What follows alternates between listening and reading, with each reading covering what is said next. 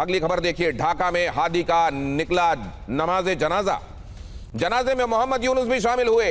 बांग्लादेश संसद में भवन परिसर में लाखों की भीड़ जुटी।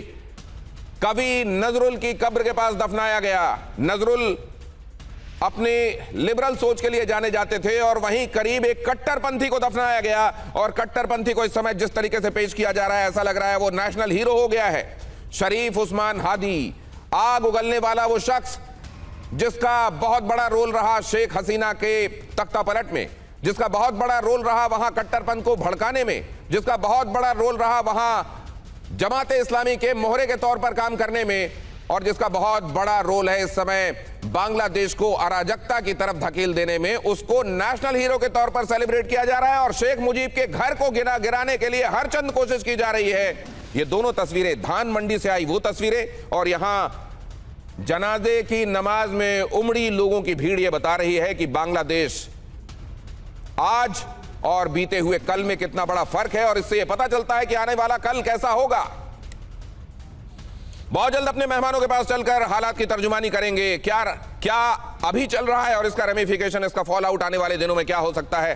भारत के संदर्भ में इन तस्वीरों का, इन खबरों का विश्लेषण कैसे होना चाहिए, हमारे साथ मौजूद मेहमान आपको बताएंगे। लेकिन उससे पहले देखिए, लाखों लोग हादी को विदाई देने पहुंचे और यूनुस ने भी इस बात को कहा, यूनुस ने इस बात को अंडरलाइन किया कि लाखों लोग पहुंचे।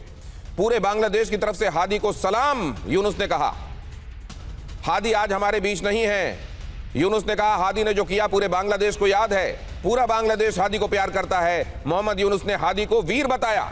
वीर हादी के काम हमारे दिलों में है। हादी को बांग्लादेश कभी भूलेगा नहीं। कट्टरपंथ की मजम्मत करना, लेकिन कट्टरपंथी को सेलिब्रेट करना, हीरो के तरफ तौर पर प्रोजेक्ट करना, इंकलाब मंच के नाम पर हादी जो कर रहा था वो किसी से छुपा हुआ नहीं था। किस तरह से जमात का वो मोहरा था और कैसे कट्टरपंथ को बढ़ावा दे रहा था, कैसे इंसान को इंसान के खिलाफ खड़ा करने की साजिश उसको वो बखूबी अंजाम दे रहा था। लेकिन मोहम्मद यूनुस के लिए वो हीरो है। तो इससे आप अंदाजा लगा सकते हैं कि अगर कट्टरता की सिर्फ जुबानी जमा खर्च में उसकी आलोचना करना है और कट्टरपंथी को एक हीरो के तौर पर प्रोजेक्ट करना है, तो बांग्लादेश इस समय किस तरीके से एक हिपोक्रेसी के हवाले है, एक खतरनाक हिपोक्रेसी के हवाले, इसका अंदाजा आप लगा सकते हैं। हादी के शव वाहन को छूने के लिए बेकाबू हुई भीड़। अब हीरो के तौर पर प्रोजेक्ट किया जाएगा अगर हादी, तो जाहिर है लोगों में, और वहां बहुतायत ऐसे लोगों की इस समय पाई जा रही है जो बगैर सोचे विचारे जमात के आह्वान पर वो करने के लिए निकल गए हैं कि लगता ही नहीं कि उनके पुरखों ने कुर्बानी दी है इस बांग्लादेश को बनाने के लिए। सड़क पर हजारों कट्टरपंथी जमा हुए। भारत विरोधी पोस्टर के साथ दिखे कट्टरपंथी। भारत विरोधी पोस्टर, हादी का नमाजे जनाजा, उसमें उस शव वाहन को, एम्बुलेंस को छूने के लिए लोगों में उतावलापन ये बता रहा है कि बांग्लादेश में किस तरीके की सोच हावी होती जा रही है। और बीते दिनों जिस तरह के आईएसआई के अधिकारियों के, पाकिस्तान के सेना से जुड़े हुए लोगों के दौरे हुए हैं पाकिस्तान में, पाकिस्तान से बांग्लादेश में, और बांग्लादेश जिस तरीके से पाकिस्तान के साथ प्रॉक्सिमिटी बढ़ाने के लिए इन दिनों ललायत दिखाई दे रहा है, आप समझ सकते हैं कि यह कट्टरता क्यों बढ़ती जा रही है। आज पाकिस्तान का हाल क्या है और बहुत जल्द बांग्लादेश का हाल क्या होने वाला है। अगली खबर यह कि हादी के अंतिम संस्कार के दौरान भीड़ बेकाबू भी हो गई। बैरिकेडिंग तोड़कर संसद में घुस गए समर्थक। ढाका की सड़कों पर अराजकता जैसी स्थिति दिखाई दी। भीड़ के सामने बांग्लादेश पुलिस मूक दर्शक दिखाई दी, लाचार दिखाई दी। अब ये अगर खड़े खड़े केवल तमाशा देख रहे हैं तो दो ही चीजें हो सकती हैं, या तो उनका जोर नहीं, या फिर उनको ये आदेश दिए गए हैं कि आपको भीड़ जो करे वो करने देना है।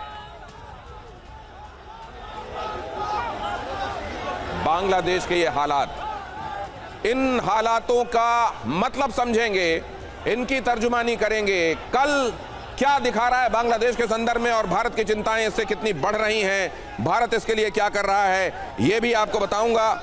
लेकिन उससे पहले इन सारी चीजों को, इन खबरों को और ज्यादा पर्सपेक्टिव में लाने के लिए मैं आपको यह भी बता दूं कि यहां एक्चुअली हो क्या रहा है। देखिए जरा, पाकिस्तान टू बांग्लादेश कट्टरपंथ का यह खूनी दस्तावेज, पाकिस्तान जिस तरह की साजिशों में शामिल रहा है, जो आज वहां चल रहा है, वहां के अल्पसंख्यकों पर जो चल रहा है, बल्कि उनके अपने प्रोविंसेस पे, अपने नागरिकों के ऊपर वो जो जुल्म ढा रहे हैं वो बताने की आवश्यकता नहीं है। कट्टरपंथ का सांप पालने वाले को भी काटता है।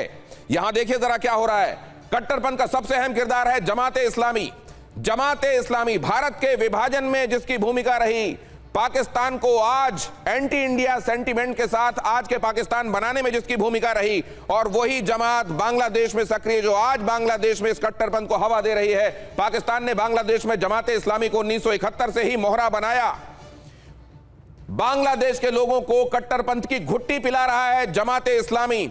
जमात के लोग ही आज वहां कट्टरपंथ को हवा दे रहे हैं। 1971 में बांग्लादेश जमाते इस्लामी के प्रॉक्सी संगठनों ने बंगालियों का, इन्हीं ने वहां बांग्ला भाषी लोगों का कत्लेआम किया था, और उन्हीं की वजह से लोगों में वो तड़प जगी थी कि शेख मुजीब के नेतृत्व में अलग बांग्लादेश के लिए लोगों के अंदर वो अलग जागी थी। लेकिन आज ऐसा लगता है कि अपने उन घावों को बांग्लादेश भुला चुका है और एक बार फिर कट्टरपंथी हावी हो रहे हैं। जमात के कट्टरपंथियों ने ढाका, मीरपुर, राजरबाग, नाखलपाड़ा में बड़े लेवल पर लोगों को, ये मासैकर ऐसा हुआ था कि उस समय का जो इतिहास बताने वाले लोग हैं वो ये बताते हैं कि आपकी रूह कांप जाए। और वो आज 1975 में पाकिस्तानी आर्मी ने शेख मुजीब का तख्ता पलट करवा दिया था, और आज वही लोग एक बार फिर बांग्लादेश के लिए एक तरीके से कब्र खोदने में लगे हुए हैं। शेख मुजीब की हत्या के बाद बांग्लादेश में जमाते इस्लामी फिर से जिंदा हुआ, और ये जमाते इस्लामी उसी का मैनिफेस्टेशन आज इन तमाम तरीकों में। आज की जो तस्वीरें, पार्लियामेंट पर अटैक, शरिया की मांग,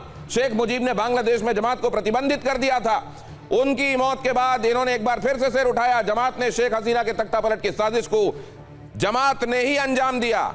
जमात पर शेख हसीना ने प्रतिबंध लगाया था, लेकिन उन्होंने इसको पूरे कट्टरता को हवा देते हुए उनका तख्ता पलट किया, और बाद के दिनों में यूनुस सरकार ने इसके ऊपर से प्रतिबंध हटाया। यूनुस सरकार ने बांग्लादेश में जमाते इस्लामी से बैन हटाया, और ये वैसा ही हो गया जैसे किसी राक्षस को आपने किसी बर्तन के अंदर बंद किया हो और फिर उसका ढक्कन खुल जाए।